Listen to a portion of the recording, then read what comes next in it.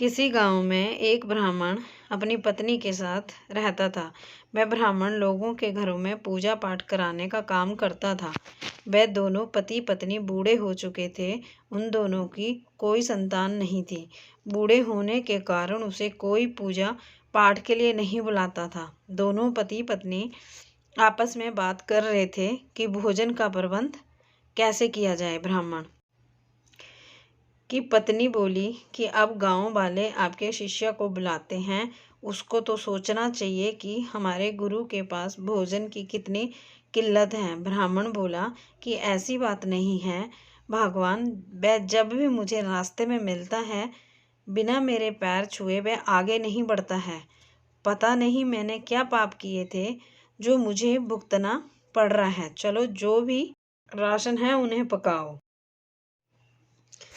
उसके बाद आगे भगवान की मर्जी। मरेंगे तो दोनों साथ ही मरेंगे। ये कहकर दोनों ने खाना पकाकर खाया। 2 दिन हो गए, दोनों पति पत्नी भूखे ही पड़े थे।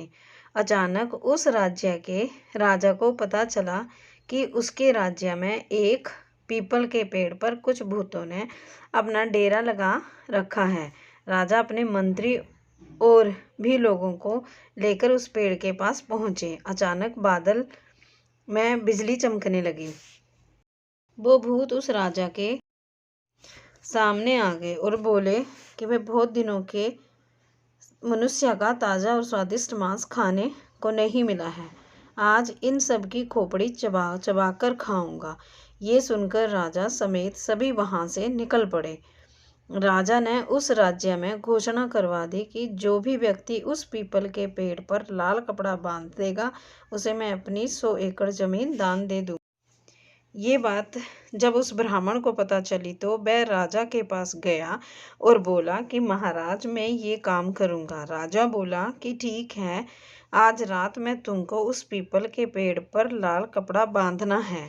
मैं कल सुबह चेक करूँगा, अगर मुझे उस पेड़ पर लाल कपड़ा बंधा मिला तो मैं शर्त के अनुसार अपनी 100 एकड़ जमीन तुम्हारे नाम लिख दूंगा।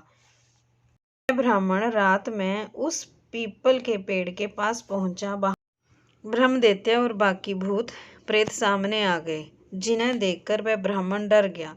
ब्रह्मदैत्य बोले कि तुम्हें डर नहीं लग रहा है। वह ब्राह्मण बोला कि हे ब्रह्मदैत्य बाबा, मैं और मेरी पत्नी 3 दिन से भूखे हैं। मेरे पास खाने को कुछ भी नहीं है। मरना तो मुझे वैसे भी है। यदि मैं इस लाल कपड़े को इस पीपल के पेड़ पर बांध दूंगा तो राजा मुझे 100 एकड़ जमीन दान में देंगे। ब्रह्मदैत्य को उस ब्राह्मण पर दया आ गई। ब्रह्मदैत्य ने एक भूत से कहा कि सुनो, ये लाल कपड़ा उस ऊंचाई पर बांध दो। ब्रह्मदैत्य बोले कि अब तुम घर जाओ। वह ब्राह्मण घर आ गया। अगले दिन राजा ने वहां जाकर देखा तो लाल कपड़ा बंधा मिला। राजा ने शर्त के अनुसार अपनी 100 एकड़ जमीन उस ब्राह्मण के नाम लिख दी। अब वह ब्राह्मण उस खेत में फसल उगाया। फसल बहुत अच्छी हुई थी। अब ब्राह्मण अपनी पत्नी से बोला, फसल तो थी। अब ब्राह्मण अपनी पत्नी से बोला कि फसल तो उग गई है, अब इसे काटेंगे कैसे।